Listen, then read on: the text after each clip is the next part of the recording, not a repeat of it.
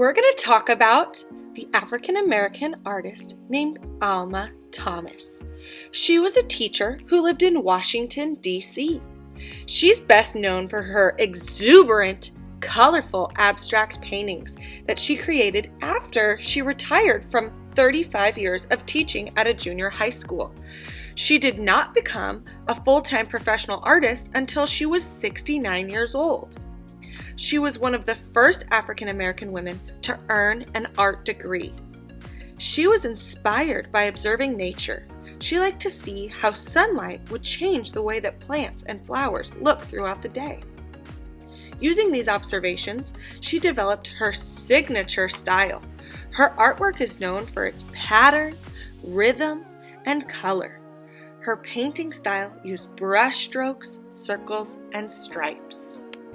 All right, guys, now that we've just learned a little bit about Alma Thomas, we are going to start our Alma Thomas inspired project today. So you're going to start, of course, with your large black piece of paper, and you are going to pick out a color for your center circle. So you get to pick what color you'd like for it to be. I think I'm going to do this lime green color. And we are going to cut it into a circle. Now you want it to be as big as possible on this little square. Your circle should be as big as you can make it. So what I like to do is just curve off the corners, and it ends up making it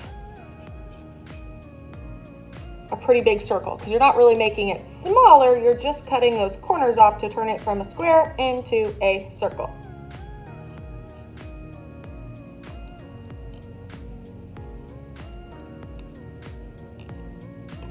There we go. Now you are going to get to decide. Are you going to put your circle in the center of your paper or off to one side or up in a corner? You get to choose. We're going to get out your glue bottle. Put a few little dots of glue on the back. And I think I want mine right about, right about there. I kind of like for my artwork to be a little bit off center. So that's where I'm going to put mine, but you're going to get to decide where you want to put yours. Then I have these colorful strips, and we are going to start ripping them. You're going to choose, of course, what colors you'd like to do. We're going to start ripping them into little rectangles. Okay? They should be kind of like this, right? Not squares. We want them to be more like little rectangles. They shouldn't be long like this or long like this. Little rectangles.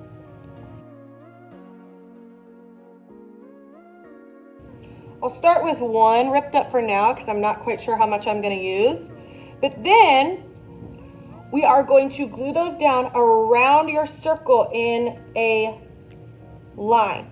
We're going to use glue bottles for this because glue sticks, especially on such little pieces, don't end up working very well. The little pieces end up falling off a little later. So we're just going to make sure we're using tiny little dots of glue.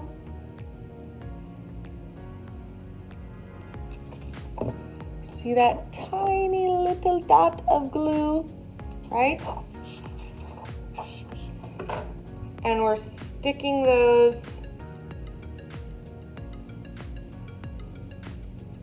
little pieces that we ripped up on there. Now, it's important that you're evenly spacing them out because especially when we start to add more and more and more, that really helps with the illusion if everything is evenly spaced out. And it also helps if your little pieces that you've ripped up are as close to the same size as you can make them. All right, there's one. Now you get to decide if you're going to do one circle and then change to a new color, or if you want to kind of do a couple of each color, that's totally fine. I think maybe I'll do maybe 2 orange circles.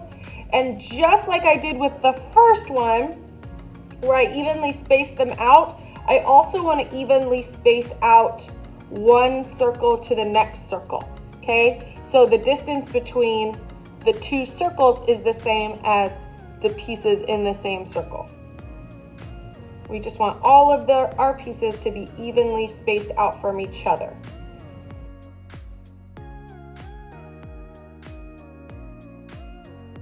All right, I really like how that looks. Okay, now I think I'm gonna change colors. So maybe I'll do this kind of magenta color. And I want to, again, try to rip those pieces into the same size pieces that I did for these. And I'm gonna keep going around. Also kind of making sure that I push each one down with my finger to make sure it's really stuck on there. You don't want all your little pieces to fall off.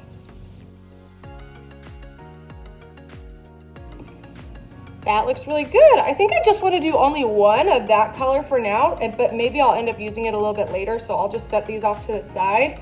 And I will grab my next color. Maybe I'll do this teal color, turquoise color.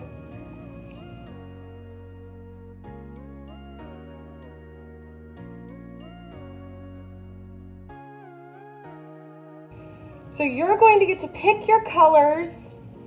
You're going to get to decide if you want to do a pattern or a color scheme.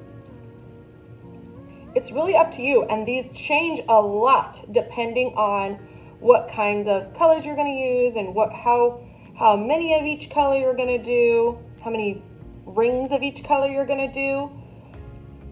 And they end up looking really, really cool. As long as you're doing your best of evenly spacing them out and trying to make your little ripped pieces as close to the same size as possible.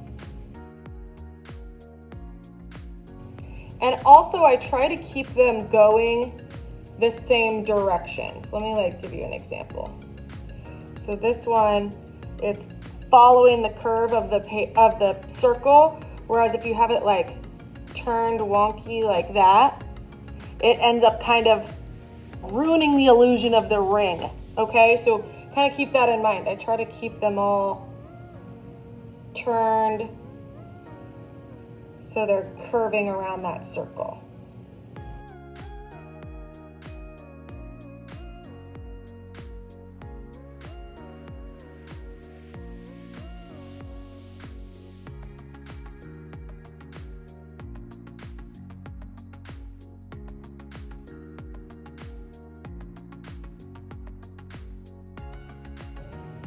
Be careful with the amount of glue you're using because you really don't want it oozing everywhere. It should really just be the tiniest little dot. I don't even think I barely squeezed my glue.